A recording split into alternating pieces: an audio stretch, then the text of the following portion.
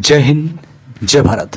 पूर्व सैनिकों के लिए वैकेंसी में नोटिफिकेशन जारी किया गया, तो विस्तार से जानते हैं इस वीडियो के माध्यम से। चैनल को सब्सक्राइब नहीं किया, सब्सक्राइब जरूर कर दें, आपको इस तरह के अपडेट कंटिन्यू मिलते रहेंगे। तो यहाँ पर वैकेंसी जो निकाली गई है ये है भारतीय विमानपत्तन प्राधिकरण की ओर से वैकेंसी निकाली गई है। यहाँ पे आप देख सकते हैं नोटिफिकेशन जारी किया गया है और इसका जो ऑफिस है, मेन ऑफिस कोलकाता में है। यहाँ पे एडवर्टाइजमेंट है, recruitment of junior assistant fire services in AAI यानी कि airport authority of India eastern region के लिए वैकेंसीज है। यहाँ पे ऑल इंडिया से आप अप्लाई कर सकते हैं। वैकेंसीज यहाँ पे ऑनलाइन के माध्यम से अप्लाई करना होगा और यहाँ पर जो वैकेंसीज टोटल रखी गई है 89 वैकेंसीज है। पोस्ट है यहाँ पे junior assistant fire service. Salary यहाँ पर दी जाएगी 31,000 से लेके 3% हर साल बढ़ोतरी के साथ 92,000 तक सैलरी यहाँ पर दी जाएगी। अब यहाँ पर देख सकते हैं आप लोग जो वैकेंसीज टोटल यहाँ पे है उसमें भी पूर्व सैनिकों के लिए 13 वैकेंसीज रिजर्व है। 13 vacancy are reserve horizontally for ESM including 1 post for dependent of ESM killed in action. यानी कि कोई भी सर्विंग सोल्जर यदि किल्ड हुआ है एक्शन के अंतर्गत किसी ऑपरेशन में, तो उनके डिपेंडेंट को भी यहाँ पर एक पोस्ट उनके लिए भी रिजर्व करके रखी गई है। Also horizontal reservation of 10% of x Agniveer is applicable. यानी कि अग्निवीर के लिए भी यहाँ पे वैकेंसी इनके द्वारा रखी गई। हालांकि अग्निवीर अभी फर्स्ट बैच भी वापस नहीं आया है, लेकिन उन्होंने यहाँ पर वैकेंसीज के बारे में बताया गया। यहाँ इनके द्वारा बताया गया कि डिसेबल एक्सेसमैन जो भी है, disable candidate are not eligible for the post of junior assistant fire service due to specific nature of job. यानी कि यहाँ पर जो जॉब का नेचर है वहाँ जो है हलचल का है, यानी कि आपको एक्टिव होना पड़ेगा, फिजिकली कुछ काम भी करना पड़ेगा क्योंकि फायर सर्विसेज में है। तो इसलिए यहाँ पर जो डिसेबल सोल्जर है वो नहीं अप्लाई कर सकते।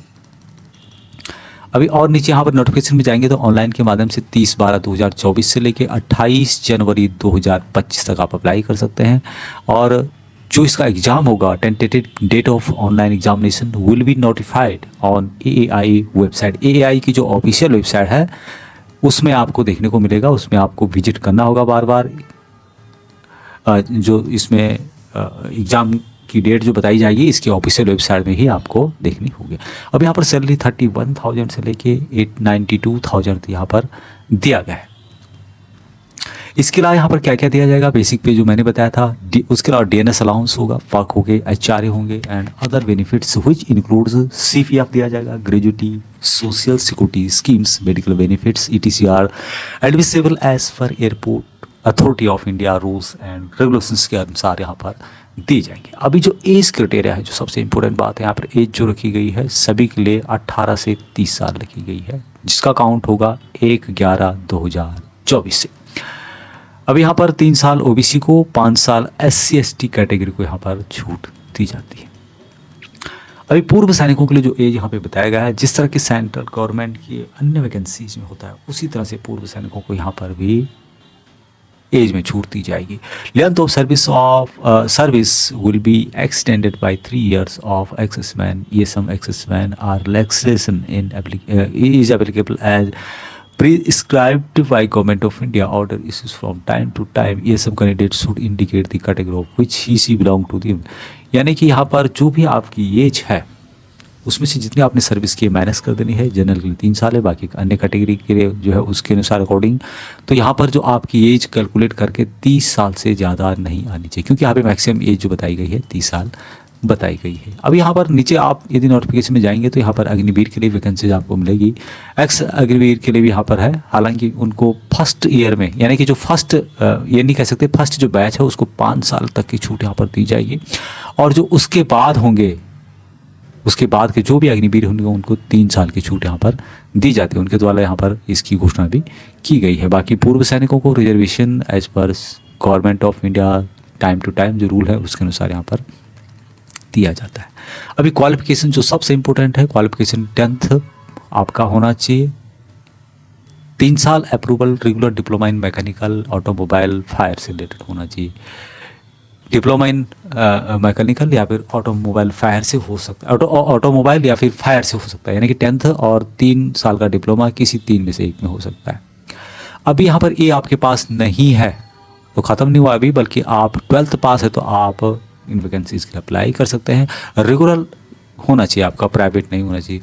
दूसरा जो है, एक तो एक हो गया कि 12th पास या 10th पास और डिप्लोमा, एक है 12th पास, तो आप इस ये मान के चलो कि 12th पास माना आप हैं, तो आपके पास एक वैलिड हैवी ड्राइविंग लाइसेंस होना चाहिए। यदि आपके पास valid heavy vehicle driving licence नहीं है तो आपके पास जो वैलिड मीडियम व्हीकल लाइसेंस है वहाँ 1 साल पुराना होना चाहिए, यानी कि डेट ऑफ एडवर्टाइजमेंट 1/11/2024 का है, तो उससे पुराना होना चाहिए। ये भी आपके पास नहीं है तो तीसरा है कि valid light motor vehicle licence.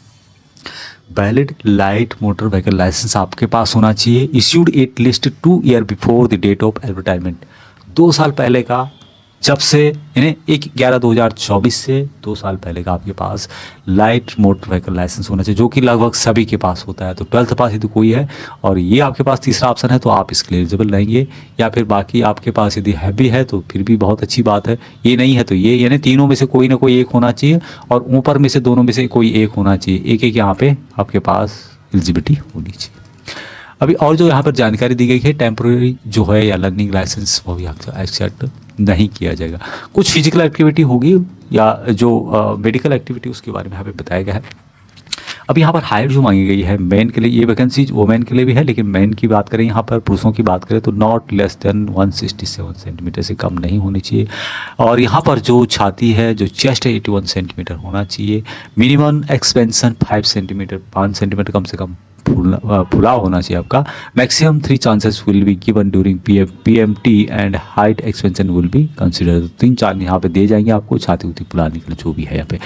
और 55 kg कम से कम आपका वेट होना चाहिए, उससे कम नहीं होना चाहिए। रिलैक्सेशन यहाँ पर जो है दिया जाएगा, जो भी both male and female chest measurement only for male candidate and proportionate relaxation in weight will be allowed to hilly area candidate on production of bonafide certificate, यानी कि हिल एरिया के जो है उनको हाइट में 3 सेंटीमीटर की छूट यहाँ पर दी जाएगी। However minimum chest expansion must be 5 centimetre, उनका तो चेस्ट तो होना ही चाहिए, लेकिन जो हाइट है उनको 3 सेंटीमीटर की छूट यहाँ पर दी जाएगी। अभी डिसक्वालीफाई किस तरह से किया जाएगा उसकी जानकारी भी आप यहाँ पर पढ़ सकते हैं। तो हम यहाँ पर जो इंपॉर्टेंट बातें हैं उनको यहाँ पर देखेंगे। अभी स्टेज किस तरह से होगा, सिलेक्शन जो प्रोसेस होगा, यहाँ पर रिटर्न एग्जाम होगा, सबसे पहले कंप्यूटर बेस्ड टेस्ट होगा, ड्यूरेशन होगा 2 आवर का, minimum pass mark will be 50 out of 100 होना चाहिए आपका EWS OBC कैंडिडेट के लिए एंड 40 आउट ऑफ 100 या SC/ST कैंडिडेट के लिए। सिलेबस जो होगा 50% question on subject relating education qualification for prescribe post होंगे।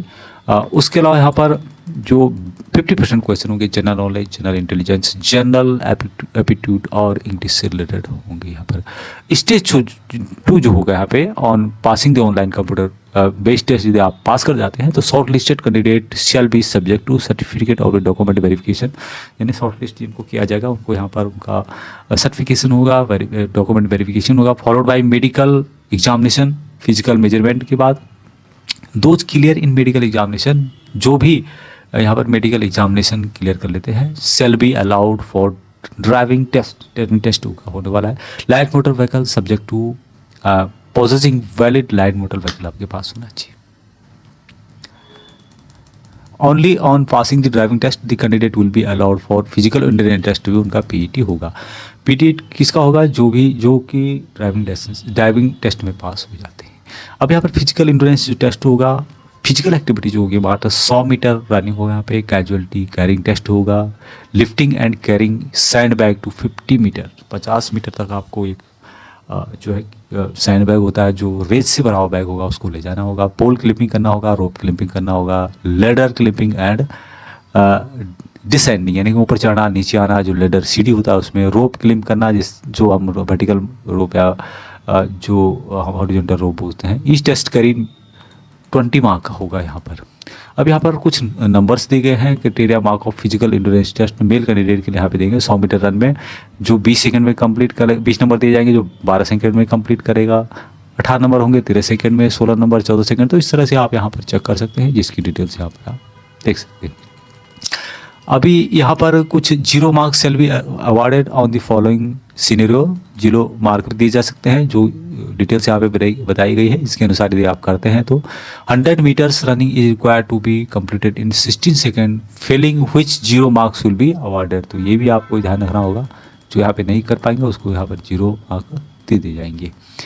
अभी और यहाँ पर जो जानकारी इसमें बताई गई है कि minimum qualification mark for physical endurance test for both male and female candidate shall be 60 out of 100 होना चाहिए।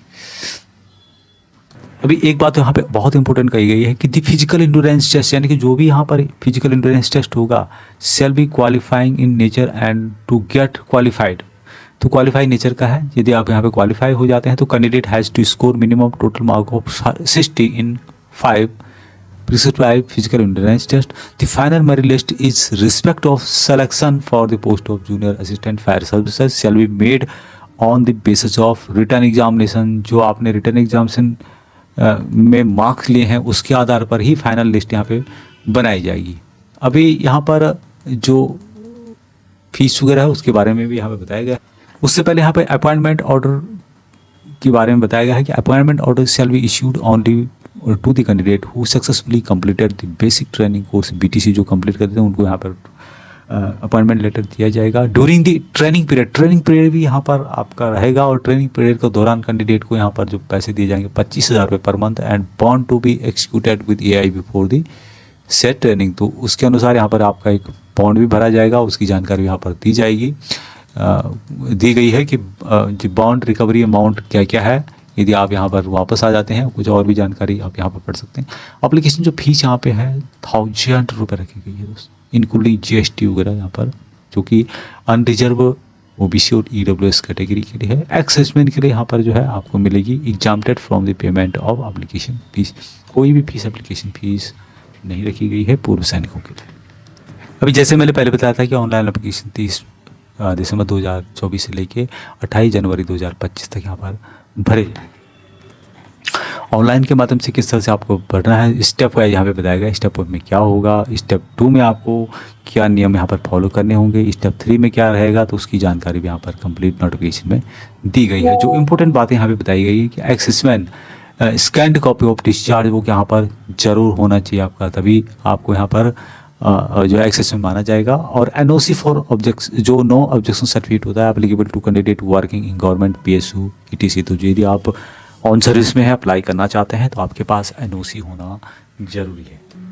अभी यहाँ पर एक नंबर दिया गया है जिसमें बताया गया कि technical queries of class clarification relating to the filling of online application please feel free to contact through desktop or through help desk tab indicated in the application portal और help desk नंबर जो यहाँ पर दिया गया है उस पर आप कॉन्टैक्ट कर सकते हैं। कोई क्वारीज है आपकी तो यहाँ पर पूछ सकते हैं।